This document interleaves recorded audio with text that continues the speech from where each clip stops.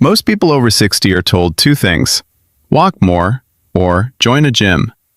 But what if that advice is actually incomplete? Because I've seen people in their 70s, even 80s, who don't go to the gym at all, yet they move better, feel stronger, and stay independent longer than people half their age. Why? Because they focus on something different. Not workouts, but the right movements. In this video, I'll show you 4 simple morning exercises that can rebuild your strength, improve your balance, and protect your independence, all in just 10 minutes a day. And please, don't skip the third one.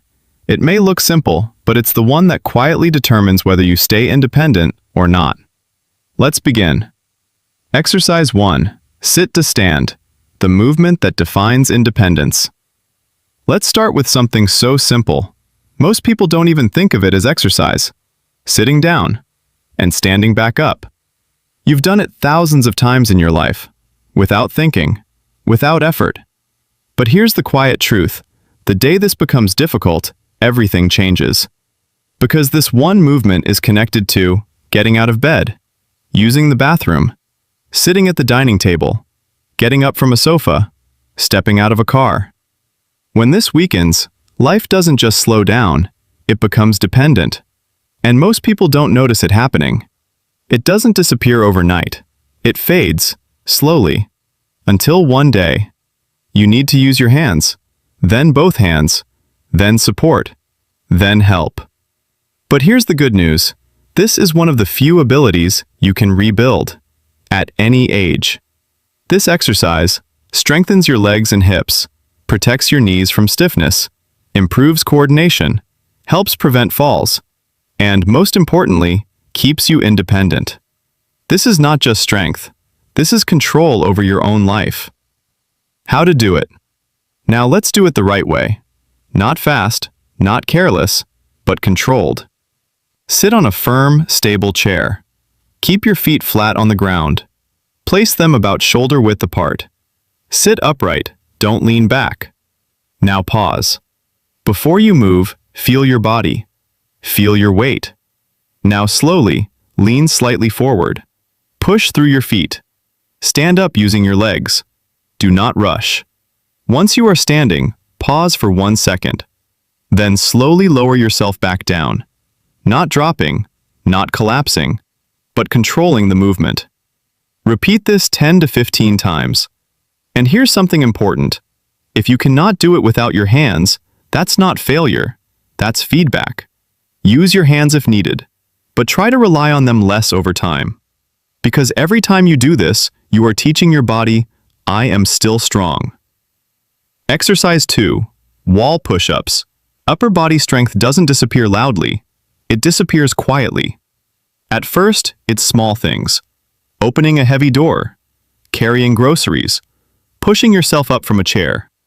Then one day, you feel unsure, unstable, like your arms are no longer reliable. And that uncertainty changes how you move, how you live, how much you trust your own body.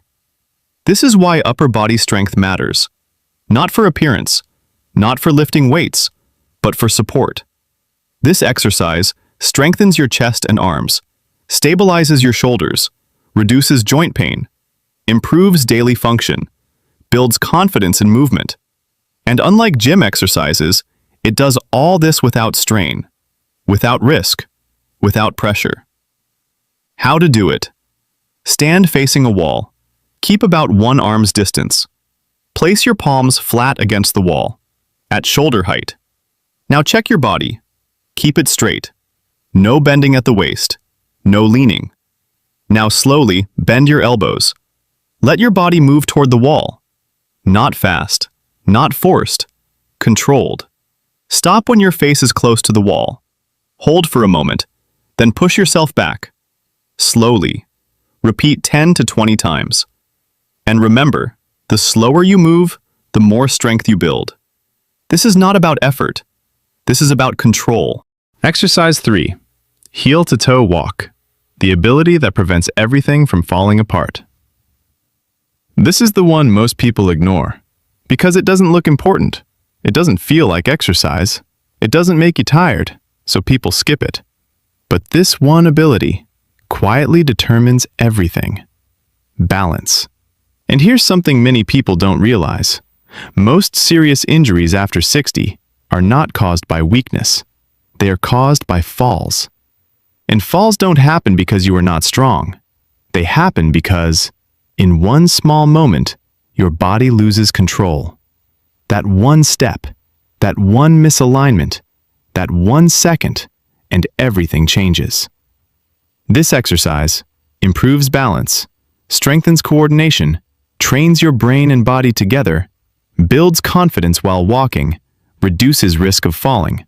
But more than anything, it gives you something priceless: trust in your own movement. How to do it? Very clear plus safe. Stand in a clear space. Keep your body upright. Now place one foot forward, not normally, but slowly. Heel touching the toes of your other foot. Now pause. Balance. Then take another step. Same way. Heel to toe. Slow.